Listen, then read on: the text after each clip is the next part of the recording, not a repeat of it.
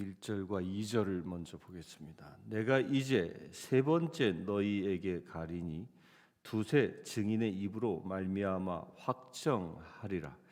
내가 이미 말하였거니와 지금 떠나 있으나 두 번째 대면하였을 때와 같이 전에 죄 지은 자들과 그 남은 사람에게 미리 말하노니 내가 다시 가면 용서하지 아니하리라. 이제 드디어 고린도후서 마지막 장에 왔습니다. 이 13장의 말씀은 사도 바울이 이 고린도 교회를 어떻게 사랑하는지를 고백하고 있는 내용이라 해도 과언이 아닙니다. 물론 그 앞에 또 지금 말씀을 보면 죄 지은 자들과 그 남은 모든 사람에게 미리 말하노니 내가 다시 가면 용서하지 아니하리라. 그러니까 바울은 이제 세 번째 고린도 교회 방문 계획을 세워놓고 이제 내가 곧 갈 텐데 바울이 이 네 차례에 걸쳐서 서신을 보내면서 그들이 회개하고 돌아올 것을 권면하였음에도 불구하고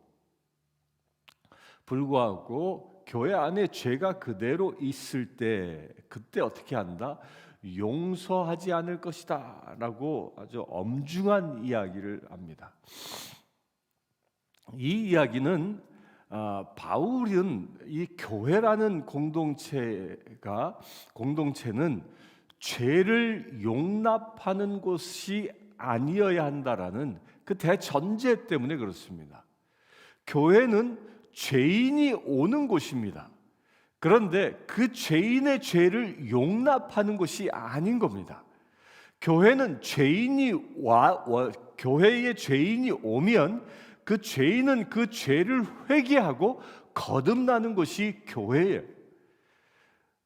그런데 거꾸로 죄인이 교회에 와서 오히려 교회가 그 죄인의 죄를 용납하고 용인해 버리면 그것은 교회가 아니라는 것입니다. 그것은 사교 집단에 불과한 것이죠. 바로 이 점을 두고 얘기하는 겁니다. 또한 더욱이 그들이 사도 바울과 더불어 교회가 개척되고 훈련 받았을 때에는 그들이 거듭나고 죄의 용서함을 얻고 그리하여 새 사람이 되었음에도 불구하고 예습관을 버리지 못하여 바울이 떠난 이후에 다시 죄인으로 돌아갔다면 또 그것 또한 더더욱이 주님 앞에서 회개하고 돌아와야 한다는 것이죠.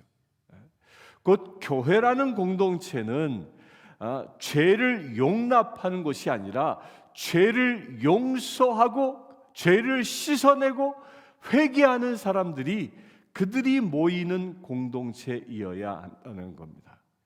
그 죄인은 사랑하되 죄를 미워하는 것이 교회인 것입니다. 사도 바울이 내가 용서하지 아니하리라라는 이 말이 바로 이 죄에 관한 영역인 것입니다. 우리는 죄를 용서해서는 안 됩니다. 거절해야 합니다. 그런데 사도 바울이 그렇게까지도 권면하였음에도 불구하고 그 죄로부터 벗어나지 못하고 회개하지 아니하고 죄의 짠지처럼 물들어서 이 죄로부터 온전히 해방되지 아니하는 사람들, 회개하지 아니하는 사람들, 이런 사람들은 바울이 어떻게 한다? 치리하겠다라고까지 이야기합니다. 그러니까 바울은 기회를 주고 있는 겁니다. 죄인이여, 내가 죄를 지었느냐? 회개하라. 언제까지? 내가 갈 때까지 회개하라. 저는 이 말씀을 묵상하면서 여기서는 바울이지만 세 번째 갈 때까지 회개할 기회를 주었지만 지금 우리에게도요 똑같은 기회를 하나님이 주고 계십니다. 예수 그리스도께서 재림하여 이 땅에 오시기 전까지 우리는 온전히 회개해야 한다는 겁니다. 곧 주님이 이 땅에 심판주로 오시기 전까지 우리는 모든 죄로부터 회개하여 주님의 거룩함을 회복하고 있어야 한다는 것이죠. 우리 여기에 도전받을 수 있게 되길 바랍니다. 주님의 날이 언제 옵니까? 오늘 올지 내일 올지 아무도 알지 못합니다. 아니 지금 예배하는 지금 이 순간 올지 아무도 알지 못합니다. 따라서 우리는 언제 나의 영혼을 부르실지, 언제 주님이 이 땅에 오실지 아무도 알지 못하기 때문에 우리는 날마다 내가 지은 죄와 허물과 아픔들이 있다면 예수님의 보혈로 씻고 죄로부터 정결한 상태를 늘 유지해야 하는 것입니다. 그렇게 될 수 있게 되길 바랍니다. 묵은 때는 빠지기 힘듭니다. 그러나 새 옷에 때가 묻었을 때 그걸 금방 빨아낼 때는 아주 쉽게 지는 원리와 똑같습니다. 우리가 죄를 용납하면 어느 순간 죄에 중독되어지게 되고 그로 인하여 벗어나기 정말 어렵게 되어집니다. 그러나 매 순간 내가 죄인임을 발견하고 나를 매 순간 저 십자가에 못 박는 그런 믿음의 행위를 통하여 내가 진정 날마다 거듭나며 살아간다면 우리는 진정 거룩한 주의 지체가 될 수 있는 겁니다. 우리가 명심하십시오. 죄인은 사랑하나 죄는 미워해야 하는 거예요. 교회가 죄인은 받아들이나 죄는 거부해야 한다는 것입니다. 3절 보겠습니다. 이는 그리스도께서 내 안에서 말씀하시는 증거를 너희가 구함이니 그는 너희에게 대하여 약하지 않고 도리어 너희 안에서 강하시니라. 그리스도께서 약하심으로 십자가에 못 박히셨으나 하나님의 능력으로 살아 계시니 우리도 그 안에서 약하나 너희에게 대하여 하나님의 능력으로 그와 함께 살리라. 너희는 믿음 안에 있는가? 너희 자신을 시험하고 너희 자신을 확증하라. 예수 그리스도께서 너희 안에 계신 줄을 너희가 스스로 알지 못하느냐? 그렇지 않으면 너희는 버림받은 자니라. 죄 가운데 있는 사람과 그리스도의 사람의 차이가 무엇이냐를 이 5절까지 설명합니다. 죄 가운데 있는 사람은 예수 그리스도를 중심에 모시지 못한 사람이고 의로움 가운데 있는 사람은 예수 그리스도가 그의 중심에 있는 사람입니다. 곧 너희는 믿음 안에 있는가? 또 3절에 너희 안에 강하시니라. 그리스도께서 우리 안에 강하게 임하여 계시고 그 강하게 임하여 계시다는 그 사실을 내가 믿음으로 믿고 있느냐? 내가 진정 그것을 믿음으로 내 안에 예수 그리스도가 살고 계시다라는 것을 믿고 있다면 구원받은 자답게 살 것이요, 내 안에 예수 그리스도가 계심을 내가 믿지 못하고 아니 계시지 않은 것처럼 살아가고 있다면 안타깝게도 그는 버림받은 자와 같다는 것입니다. 그렇다면 여러분들 안에 예수 그리스도께서 계십니까? 예수 그리스도께서 계신 줄 믿으시길 바랍니다. 특별히 이 새벽을 깨우며 기도하고 있는 여러분들 안에는 예수님이 분명히 계십니다. 왠 줄 아십니까? 여러분들을 깨우고 지금 기도의 자리에 나오게 하신 분은 예수 그리스도이시기 때문입니다. 지금 제가 보니까 현재 10분이 예배를 함께 드리고 있는데 또 나중에 이 녹화 방송을 보실 분들까지 그 지금 예배를 드리는 모든 분들, 그들 안에는, 여러분들 안에는 누가 계신다고요? 예수님이. 왜? 예수님이 예배의 자리에 초청했기 때문입니다. 그 예수님을 꽉 붙잡을 수 있게 되길 바랍니다. 바울이 고린도 교회에 이것을 계속적으로 강조하고 있는 겁니다. 너희 안에 예수를 진정 모시고 살아가라. 그래야 죄로부터 자유해질 수 있음을 말합니다.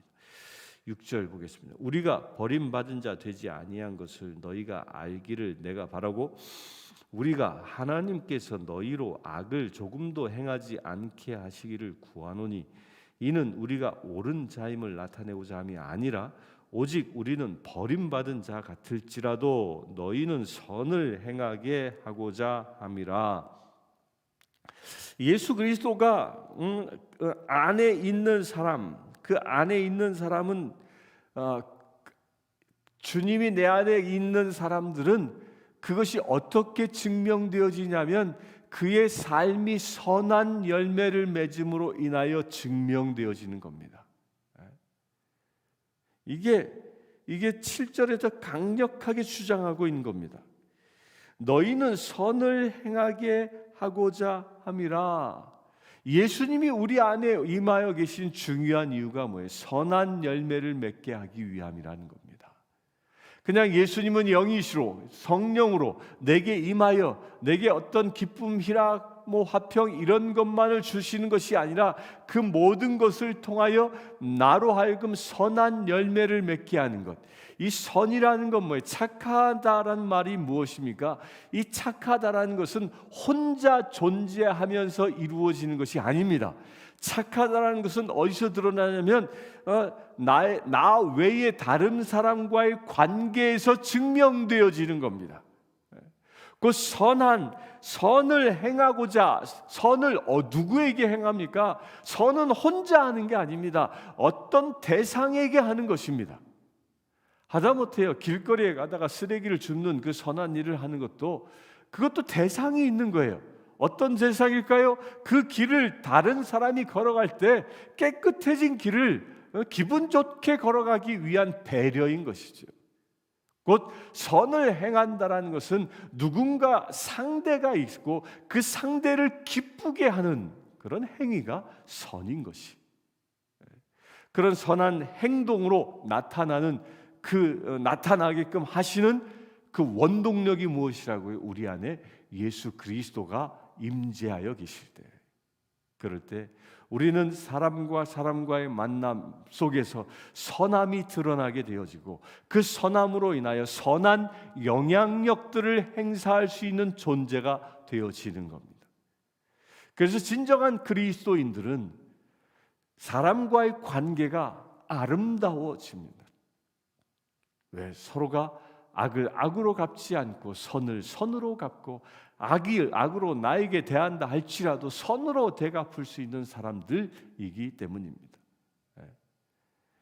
누가 내 안에 계시면 예수 그리스도가 내 안에 계시면, 그래서 진정 예수 그리스도가 내 안에 있는 사람들은 그 관계가 사람과의 관계가 화목을 이루게 되어지고 사람과의 관계가 선을 행함으로 인하여 진정한 사랑의 공동체, 그 아름다운 공동체를 일구어 나가는 것입니다. 그래서 우리 교회는 선한 공동체인 것입니다. 선한 사마리아 사람처럼 선한 공동체 되어지는 그런 우리 교회 되길 바랍니다.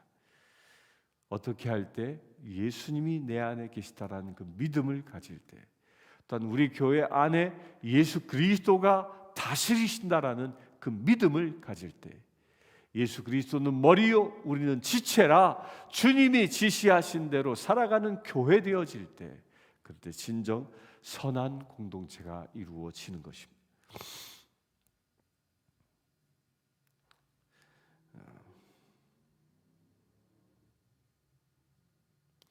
8절부터 봅니다. 우리는 진리를 거슬러 아무것도 할 수 없고 오직 진리를 위할 뿐이니 우리가 약할 때에 너희가 강한 것을 기뻐하고 또 이것을 위하여 구하니 곧 너희가 온전하게 되는 것이라. 진리를 거슬러 아무것도 할 수 없고 오직 진리를 위할 뿐이니, 이게 우리 그리스도인이 살아가야 할 방향인 것이죠. 우리는 무엇을 위해서 삽니까? 진리를 선포하고, 그 진리가 무엇입니까? 예수 그리스도의 구원입니다. 예수 그리스도야말로 길이요 진리요 생명이라는 이 말씀이 이 땅 가운데 온전히 이루어지게 하는 것, 이 세상에 살아가고 있는 모든 사람들이 이 말씀을 붙잡고 구원에 이르게 하는 것, 예수 그리스도가 생명이다라는 이 진리를 따라가는 사람들입니다. 10절 봅니다. 그러므로 내가 떠나 있을 때 이렇게 쓰는 것은 대면할 때 주께서 너희를 넘어뜨리려 하지 않고 세우려 하여 내게 주신 그 권한을 따라 엄하지 않게 하려 함이라. 앞에 그 2절에는 용서하지 않을 것이다라고 경고장을 툭 던지고요. 이렇게 경고장을 툭 던진 이유는 무엇이라고요? 경고장을 던진 것은 그 권한에 따라 엄하게 하지 않게 하려, 넘어뜨리려 하지 않고 세우기 위함이라는 겁니다. 무엇을 통해서? 이 서신을 통해서. 사도 바울은 그렇게 기회를 준다는 겁니다. 고린도 전후서라는 이 서신을 고린도인들에게 주어 그들로 하여금 돌아올 수 있는 기회를 주고 있다는 겁니다. 이것은 우리에게도 똑같습니다. 우리도 하나님은 늘 이 말씀으로 우리에게 오십니다.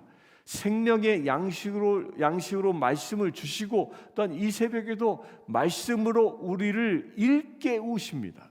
그렇게 일깨우시는 이유가 무엇입니까? 우리가 죄에 빠지지 않게 하기 위함이시라는 겁니다. 그래서 우리가 진정 늘 거룩을 회복하며 예수 그리스도의 거룩함대로 우리가 살아갈 수 있는 비밀이 어디에 있냐면 이 말씀을 늘 접할 때 가능한 것입니다. 사도 바울이 고린도에 편지를 보내어 말씀을 접하게 하여 그들이 회개하고 돌아올 기회를 주는 것처럼, 하나님께서 여러분들에게 지금 이 시간 말씀을 주시는 이유는 여러분들이 진정 회개하고 거룩함을 회복하라고 주시는 은혜인 것입니다.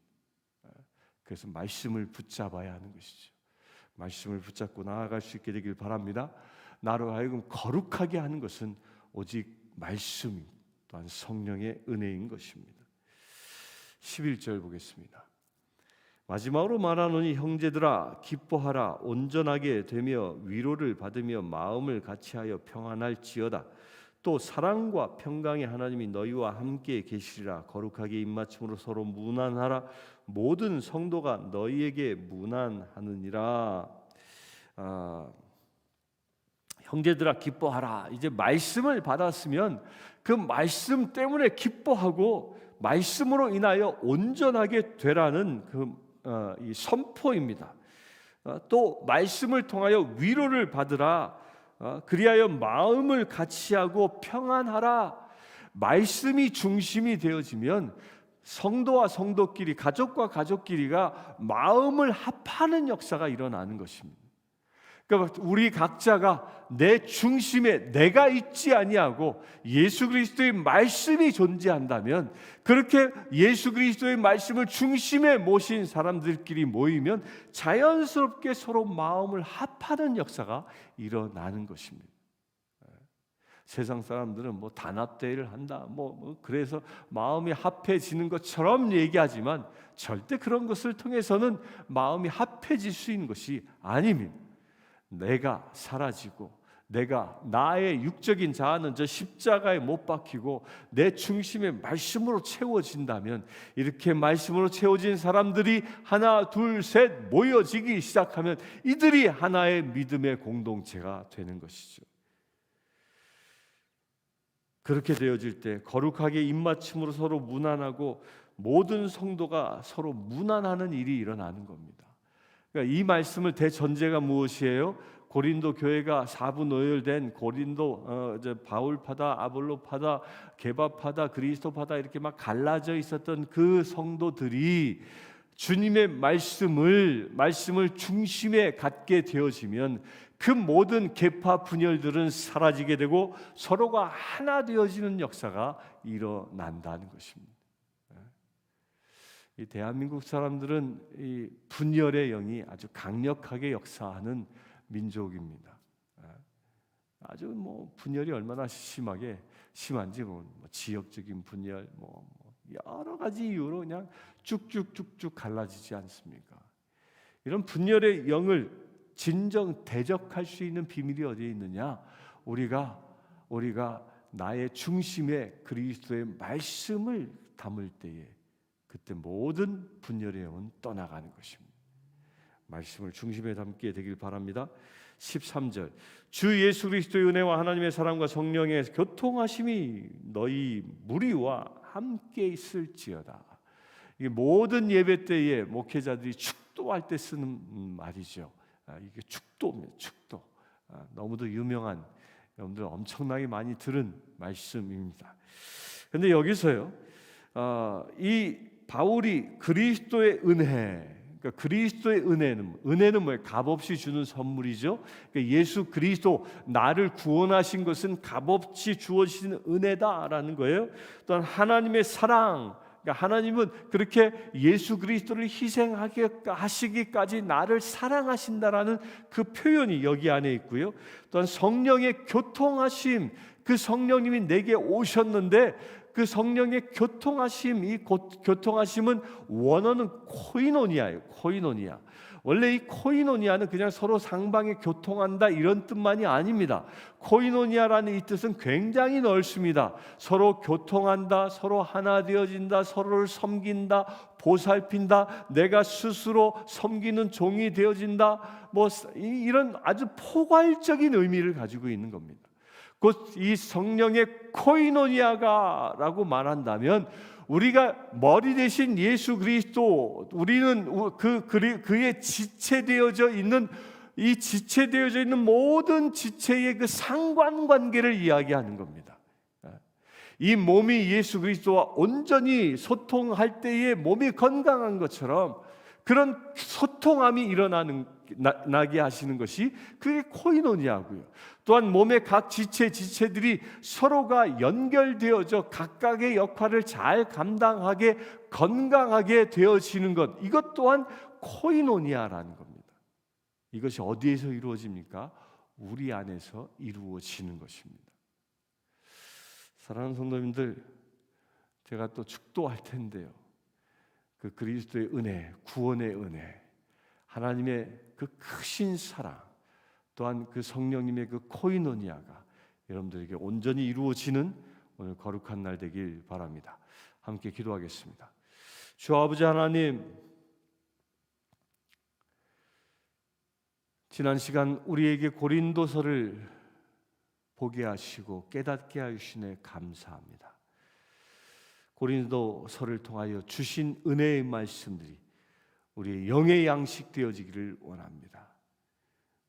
우리가 온전히 예수 그리스도를 나의 중심에 모시며 그 큰 은혜 가운데 머물길 원합니다. 또한 하나님의 사랑 가운데 머물길 원합니다. 성령님의 코이노니아 가운데 머물기를 원합니다. 지금 이 시간 예배하고 기도하는 모든 심령들마다 예수 그리스도의 은혜와 하나님의 사랑과 성령님의 코이노니아가 넘치게 하여 주시옵소서. 우리 주 예수 그리스도의 이름으로 기도드리옵나이다. 아멘.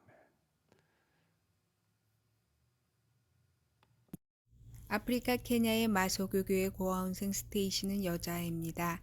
스테이시는 초등학교 진행을 희망합니다. 장래 간호사가 되는 것이 꿈입니다. 이 아이는 매달 학비와 점심 식사 비용으로 30불이 필요합니다. 이 아이의 후원자를 찾고 있습니다.